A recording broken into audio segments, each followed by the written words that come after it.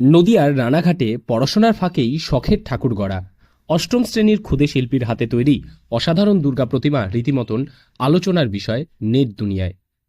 বংশে কখনো কেউ প্রতিমা নির্মাণের কাজ করেননি।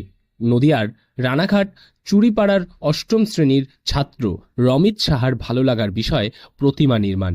সে যখন পঞ্চম শ্রেণীতে পড়ে তখন থেকেই প্রথমে মায়ের রুটি তৈরি করার আটা মাখা দিয়ে হাতে খড়ি, এরপর উঠোনের মাটি, একে একে কার্তিক, গণেশ, লক্ষ্মী, সরস্বতী সবকিছুই বানিয়েছে সে।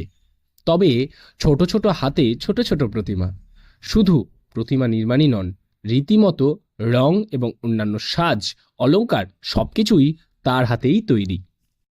হ্যাঁ, ওর ছোটবেলা থেকেই খুবই ন্যাক ঠাকুর বানানো, মানে ঠাকুরের প্রতি ওর খুব ন্যাক।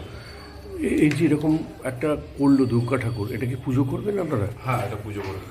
ও তো অনেকবার ট্রাই করেছে, কিন্তু এবার তো খুব সুন্দর করেছে বলছে সব। তো কতক্ষণ গর্ব মনে হচ্ছে?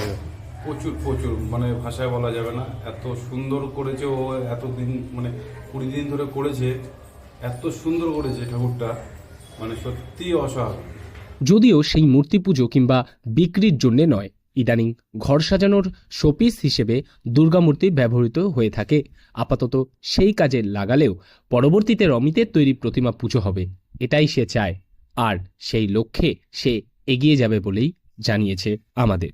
এটা আনুমানিক 20-21 দিন হয়ে গেছে আর কি। আচ্ছা, মানে আগে কি কি ঠাকুর তৈরি করেছে? আগে আমি গণেশ তৈরি করেছি, কার্তিক তৈরি করেছি, লক্ষ্মী তৈরি করেছি, সরস্বতী তৈরি করেছি, শিব তৈরি করেছি এবং 2020 আমি দুর্গা বানিয়েছিলাম। সেটা কি ভালো হয়নি? সেটা অতটা ভালো হয়নি, মানে আমার আর কি কিছু পড়াশোনার একটু চাপে আর কি অনলাইন ক্লাস টাস থাকতো, তো এবার সকালবেলা এবার ওর জন্য আমি করতে পারিনি অত সময়। আচ্ছা, এটা তো পুজো করবে তো তাহলে? হ্যাঁ, এটা পুজো হবে বাড়িতে। আর বলছি যে এটা করতে কতদিন টাইম লেগেছে? এটা ওই আনুমানিক 20-21 দিন মতো। 20-21 দিন। রমিতের বাবা বিশ্বনাথ সাহা স্কুল শিক্ষক, মা রুমকি সাহা গৃহবধূ। ছেলের এই প্রতিমা গড়ার নেশায় কখনো বাধা দেননি তারা জানিয়েছেন, পড়াশোনার সঙ্গে সঙ্গে ভালো লাগার বিষয় নিয়ে থাকতে হয়। সেক্ষেত্রে ছেলের এই ইচ্ছাকে তারা মান্যতা দিয়েছেন। তবে তারা ছেলের এই কাজে গর্বিতও। নদিয়া থেকে মৈনাক দেবনাথের রিপোর্ট, লোকাল 18 বাংলা।